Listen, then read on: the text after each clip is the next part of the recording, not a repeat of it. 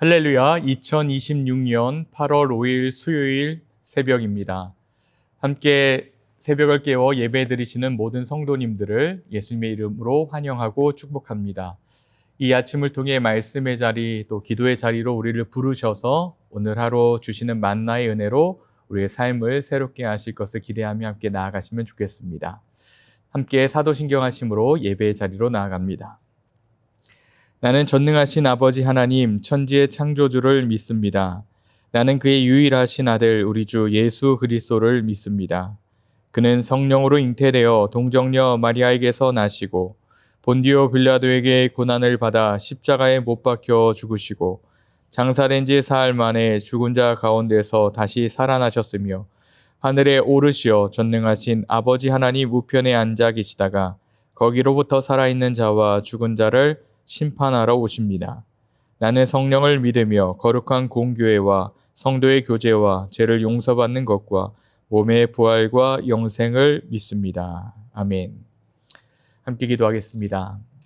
생명의 근원 되시는 하나님 아버지, 아직 어둠이 채 거치지 않은 이 새벽에 주님을 찾아 나온 저희를 받아주시니 감사합니다. 밤새 무너져 내린 마음의 산들, 말라버린 저희 영혼의 골짜기를 주님 앞에 그대로 내어놓습니다. 오늘 에스겔을 통해 죽은 땅을 향해 외치셨던 그 음성을 지금 저희 심령에도 들려주셔서 폐허가 된 곳에서 다시 나무가 자라고 버려진 곳에도 사람이 거니는 회복의 은혜를 간구하오니 주님 이 시간 우리에게도 허락하여 주옵소서. 이 시간 저희의 눈을 열어주시며 굳은 마음을 부드럽게 하셔서 살아계신 하나님의 말씀 앞에 온전히 항복하며 나아갈 수 있도록 인도하옵소서. 감사드리며 예수님의 이름으로 기도드립니다. 아멘. 오늘 우리에게 주신 하나님의 말씀 함께 보겠습니다. 구약성경 에스겔서 36장 1절에서 15절까지의 말씀입니다. 제가 하나님의 말씀을 봉독하겠습니다. 인자야 너는 이스라엘 산들에게 예언하여 이르기를 이스라엘 산들아 여호와의 말씀을 들으라. 주 여호와께서 이같이 말씀하시기를 원수들이 내게 대하여 말하기를 아하 옛적 높은 곳이 우리의 기업이 되었도다 하였느니라. 그러므로 너는 예언하여 이르기를 주 여호와께서 이같이 말씀하시기를 그들이 너희를 황폐하게 하고 너희 사방을 삼켜 너희가 남은 이방인의 기업이 되게 하여 사람의 말거리와 백성의 비방거리가 되게 하였도다. 그러므로 이스라엘 산들아 주 여호와의 말씀을 들을지어다. 산들과 맷부리들과 시내들과 골짜기들과 황폐한 사막들과 사막에 남아있는 이방인의 노략거리와 조롱거리가 된 버린 성읍들에게 주 여호와께서 이같이 말씀하셨느니라. 주 여호와께서 이같이 말씀하시기를 내가 진실로 내 맹렬한 질투로 남아있는 이방인과 에돔 온 땅을 쳐서 말하였노니 이는 그들이 심히 즐거워하는 마음과 멸시하는 심령으로 내 땅을 빼앗아 노략하여 자기 소유를 삼았음이라. 그러므로 너는 이스라엘 땅에 대하여 예언하되 그 산들과 맷부리들과 시내들과 골짜기들에 관하여 이르기를 주 여호와께서 이같이 말씀하시기를 내가 내 질투와 내 분노로 말하였나니 이는 너희가 이방의 수치를 당하였음이라. 그러므로 주 여호와께서 이같이 말씀하시기를 내가 맹세하였은즉 너희 사방에 있는 이방인들이 자신들의 수치를 반드시 당하리라. 그러나 너희 이스라엘 산들아 너희는 가지를 내고 내 백성 이스라엘을 위하여 열매를 맺으리니 그들이 올 때가 가까이 이르렀음이라. 내가 돌이켜 너희와 함께하리니 사람이 너희를 갈고 심을 것이며 내가 또 사람을 너희 위에 많게 하리니 이들은 이스라엘 온 족속이라. 그들을 성읍들에 거주하게 하며 빈 땅에 거주하게 하리라. 내가 너희 위에 사람과 짐승을 많게 하되 그들의 수가 많고 번성하게 할 것이라. 너희 전 지위대로 사람이 거주하게 하여 너희를 처음보다 낮게 대우하리니 내가 여호와인 줄 너희가 알리라. 내가 사람을 너희 위에 다니게 하리니 그들은 내 백성 이스라엘이라. 그들은 너를 얻고 너는 그 기업이 되어 다시는 그들이 자식들을 잃어버리지 않게 하리라. 주 여호와께서 이같이 말씀하셨느니라. 그들이 너희에게 이르기를 너는 사람을 삼키는 자요 내 나라 백성을 제거한 자라 하거니와 내가 다시는 사람을 삼키지 아니하며 다시는 내 나라 백성을 제거하지 아니하리라. 주 여호와의 말씀이니라. 내가 또 너를 여러 나라의 수치를 듣지 아니하게 하며 만민의 비방을 다시 받지 아니하게 하며 내 나라 백성을 다시 넘어뜨리지 아니하게 하리라. 주 여호와의 말씀이니라 하셨다 하라. 아멘. 이것은 하나님 말씀입니다. 오늘도 살아서 역사하시는 성령님께서 우리의 삶을 깊이 간섭하시고 선하신 길로 이끌어 가시는 귀한 하루 되시기를 예수님의 이름으로 간절히 축복합니다. 여러분 혹시 산이 우는 소리를 들어보신 적이 있으십니까? 갑작스럽고 또 황당한 질문일 수 있겠지만 물론 산은 말을 하지 못하죠. 그런데 오늘 본문에서 그러한 장면들이 나옵니다. 하나님은 선지자 에스겔에게 이상한 명령을 내리십니다. 뭐라고 얘기하시냐면 인자야 너는 이스라엘 산들에게 예언하여 이르기를 이스라엘 산들아 여호와의 말씀을 들으라 라고 말하고 있는 겁니다. 사람에게 말하는 것도 아니요 왕에게 선포하라는 것도 아니고 흙과 바위로 된 그 산, 아무 말도 못하는 죽어있는 듯한 그런 산을 향해서 설교하라는 겁니다. 이상하죠. 왜 하필 산일까요? 이스라엘 사람들에게 산은 그냥 지형지물이 아니었습니다. 지형의 의미를 넘어서 산등성이마다 조상 대대로 일구었던 포도밭도 있었고 골짜기마다 양떼가 풀을 뜯으며 산 위에 하나님을 예배하던 예배처소, 성소를 만들기도 했습니다. 그런데 바벨론 군대가 쳐들어왔을 때 그 산들이 가장 먼저 짓밟혀 있는 겁니다. 그들의 삶의 터전, 또 역사들, 전통들이 모두 불타고 성전은 무너지고 사람들은 끌려갑니다. 산은 이처럼 이스라엘의 영광이 무너지는 그러한 장면에 중요한 위치를 차지합니다. 그리고 폐허의 상징이 되어버린 거죠. 하나님은 지금 가장 처참하게 무너진 그러한 자리를 향해서 회복하겠다 선포하시는 말씀을 오늘 우리에게 주고 있는 겁니다. 오늘 이 에스겔서를 우리가 이해하려면 그가 어디에서 이 말씀을 받았는지를 알아야 합니다. 에스겔은요 예루살렘 성전에서 섬기던 제사장 가문의 사람이었죠. 그런데 주전 597년에 그가 여호야긴 왕과 함께 바벨론으로 끌려갑니다. 포로로 끌려갑니다. 고국에서 약 1000km 정도 떨어진 그 땅, 우리가 성경에 나오는 그발강가라고 표현을 하는데요. 이곳이 바로 이방인의 땅, 바벨론 땅입니다.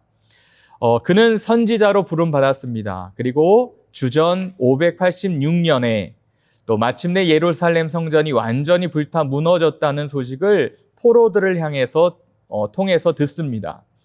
남은 소망마저 재가 되어버린 그 순간이었겠죠. 바로 그 절망의 한복판에 이 에스겔 36장을 허락하고 계시는 겁니다. 앞장 35장을 보면 에돔이라는 나라가 등장합니다. 이 에돔이라는 나라가요, 이스라엘의 형제의 나라였습니다. 이스라엘이 무너지는 장면을 보면 그러면 안타까워하고 눈물을 흘려야 되지 않겠습니까? 그런데 손뼉치며 기뻐했던 민족이라고 성경은 말합니다.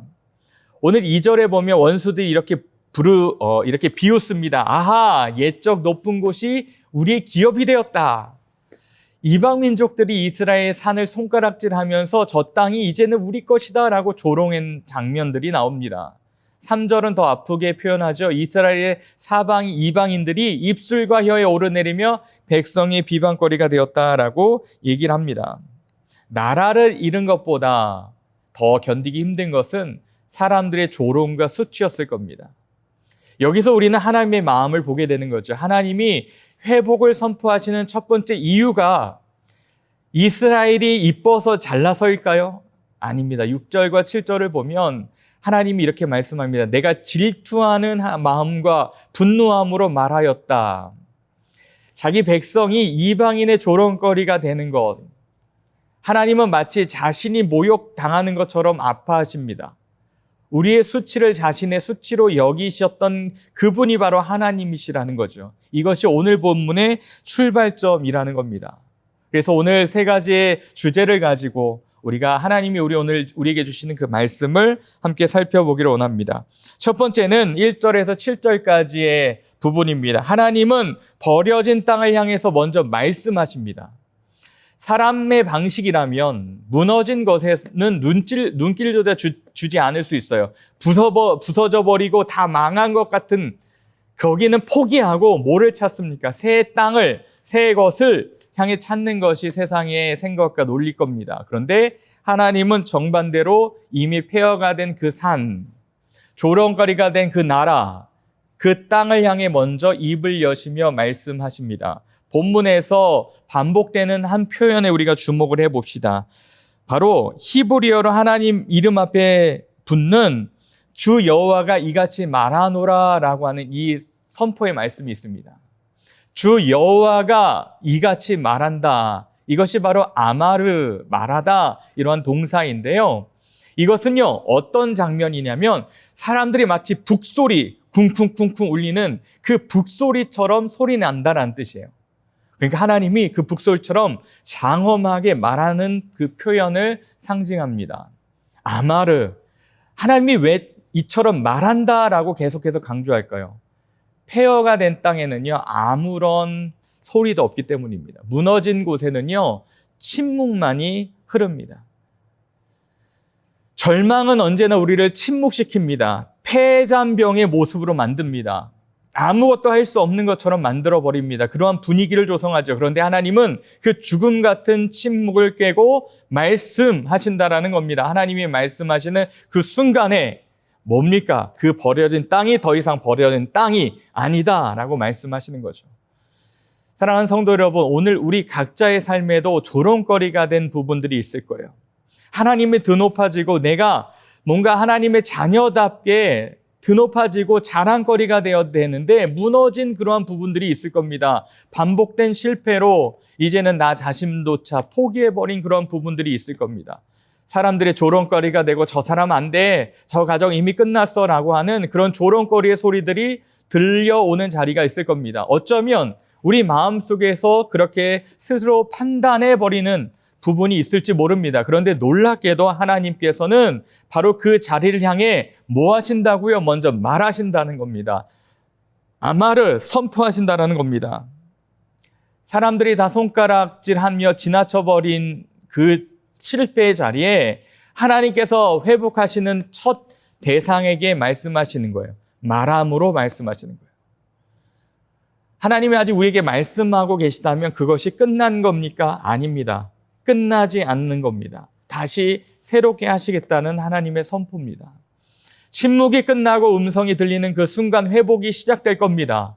오늘 이 새벽에 여러분의 가장 무너진 산을 향해서 하나님이 말씀하고 계심을 믿으시길 바랍니다. 두 번째는요, 회복은 열매 맺는 삶으로 나타납니다. 하나님의 회복은 추상적인 위로에서 멈추지 않는다라는 거예요. 8절을 한번 볼까요? 우리 8절 말씀을 함께 한 목소리 읽겠습니다. 그러나 너희 이스라엘 산들아, 너희는 가지를 내고 내 백성 이스라엘을 위하여 열매를 맺으리니 그들이 올 때가 가까이 이르렀음이라. 아멘. 죽었던 땅에 다시 가지가 나고 열매가 맺힌다라는 거예요. 놀라운 것은 그 열매가 누구를 위한 것이냐 하는 점이죠. 내 백성 이스라엘 위하러라고 맺힌다고 말씀하십니다. 복된 땅은 자기만을 위한 땅이 아니라는 거예요. 공동체가 살아나야 하고요. 그 공동체를 먹이는 땅이 되어야 된다는 거예요. 9절 말씀을 한 번 더 제가 읽어드리면 내가 돌이켜 너희와 함께하리니 사람이 너희가 갈고 심을 것이다 라고 말합니다. 돌이키겠다, 너희와 함께하겠다. 심판의 때 하나님이 얼굴을 돌리십니다. 심판하겠다고 하셨는데요. 다시 얼굴을 돌이킨다는 얘기는 뭐예요? 다시 그들을 바라보시겠다는 얘기죠. 우리 쪽으로 다시 향하게 하셔서 하나님이 우리를 향해 돌아서시는 그 순간 척박했던 땅이 갈리고 씨가 뿌려지고 다시 열매 맺는 회복의 경험이 있게 된다는 겁니다. 나와 함께 하시겠다라고 하시는 거예요. 임마누엘, 하나님이 나와 함께 하신다. 하나님 우리 함께 하시는 것 그 자체가 회복의 뿌리입니다. 겉으로 보기에는 뭔가 자라나지 않는 것처럼 아직 뭔가 보이지 않더라도 하나님이 우리 함께 하시겠다는 그 자체가 회복의 뿌리임을 여러분 기억하실 수 있기를 간절히 축복합니다. 10절과 12절에 이렇게 말씀하죠. 제가 읽어드립니다. 내가 또 사람을 너희 위에 많게 하리니 이들은 이스라엘 온 족속이라 그들을 성읍들에 거주하게 하며 빈 땅에 건축하게 하리라. 내가 너희 위에 사람과 짐승을 많게 하되 그들의 수가 많고 번성하게 할 것이라. 너희 전 지위대로 사람이 거주하게 하여 너희를 처음보다 낮게 대우하리니 내가 여호와인 줄 너희가 알리라. 내가 사람을 위해 다니게 하리니 그들은 내 백성 이스라엘이라. 그들은 너를 얻고 너는 그 기업이 되어 다시는 그들이 자식들을 잃어버리지 않게 하리라. 성읍에 사람이 거주한다고 말씀하시죠. 그리고 무너진 곳이 다시 세워지고 사람과 짐승이 번성하게 하신다라고 말씀하십니다. 11절 끝에 어떻습니까? 내가 처음보다 너를 대우하겠다라고 말씀합니다. 하나님의 회복은요, 원래대로 되돌리는 정도를 넘어서 이전보다 더 좋게, 더 풍성하게 만드시는 것이라는 거예요. 여러분, 이것이 복음의 논리예요. 요셉은요, 형들에게 팔려 노예가 됩니다. 감옥에 갇힙니다. 그런데 결국 어떻게 됩니까? 그 자리에 온 가족과 애굽을 살리는 총리 대신이 됩니다. 십자가는 어떻습니까? 가장 처참한 죽음의 자리라고 누구나도 생각하지만 그 자리에 온 인류를 살리는 생명이 흘러나오게 됨을 우리는 보게 되죠. 처음보다 더 좋은 상태. 우리 하나님은요, 무너진 자리를 그저 메우는 분을 넘어서 더 영광의 통로로 바꾸신다라는 거예요. 그렇다면 우리의 삶에 던져지는 질문이 이것이라는 거죠. 내가 그 열매 맺은 자리로 지금 나아가고 있는가? 회복의 은혜를 받은 사람은 반드시 열매로 응답한다고 하셨는데 처음보다 더 좋은 열매를 향해서 우리가 나아가고 있는가?